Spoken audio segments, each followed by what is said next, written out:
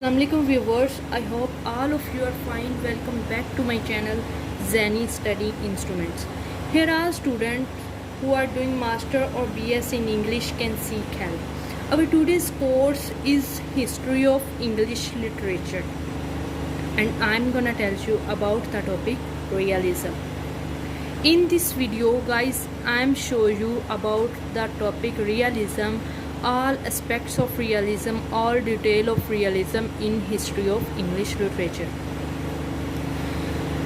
Guys video start करने से पहले आपसे एक रिक्वेस्ट है, जो व्यूवर्स इस वीडियो पे इस चैनल पे न्यू हैं वो प्लीज़ मेरे चैनल को सब्सक्राइब कर दें, बेल आइकन को प्रेस कर दें ताकि लेटेस्ट वीडियो के नोटिफिकेशन सबसे पहले उन्हें मिल सकें.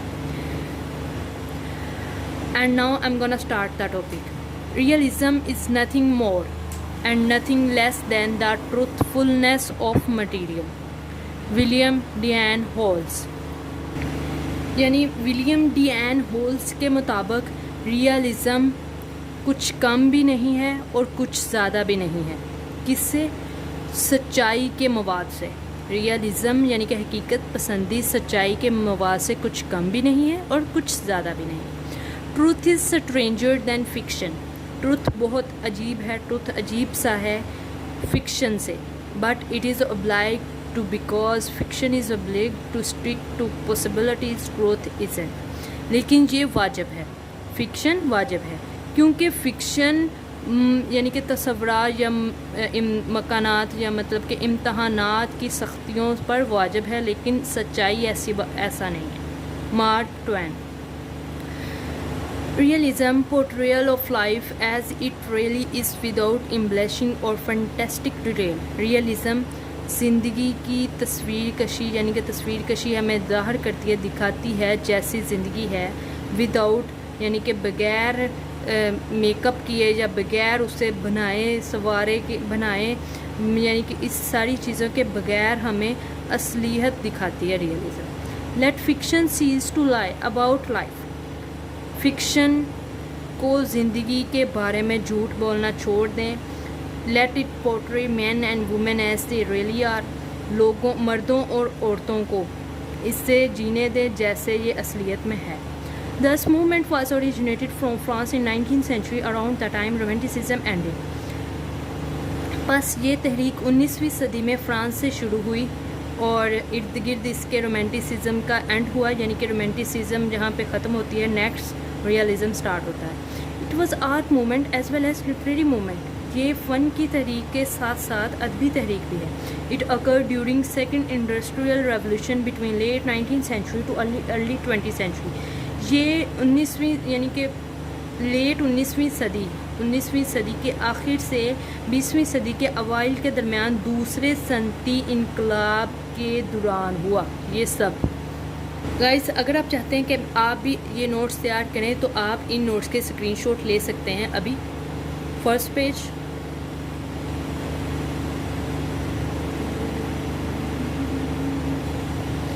Spread of literary realism in America resulted of following changings. यानी कि अमेरिका में रियलिज़म हकीकत पसंदी अदबी हकीकत पसंदी को फैलते हुए यानी कि फैलने के नतीजे में बहुत सारी तब्दीलियाँ रोनमा हुई. It helped in the improvement of technology. इसने टेक्नोलॉजी की तरक्की में यानी कि उसको टेक्नोलॉजी को बढ़ने में फूलने फैलने में मदद की. Politics such as corruption, economics, parties and partitions etc were made etcetera were made. यानी कि पॉलिटिक्स जो थे, पॉलिटिक्स जैसे कि करप्शन थी, माशियत थी, पार्टियां थीं और शरीके कार जो थे वो बनाए गए. It also led to reconstruction of Ira after American civil वार. अमरीकी खाना जंगी के बाद का जो दौर था उसकी तामीर नू भी इसी की वजह से हुई है, इसी ने की. It also change the motives of civil rights such as focus on sexism, racism and classicism etcetera.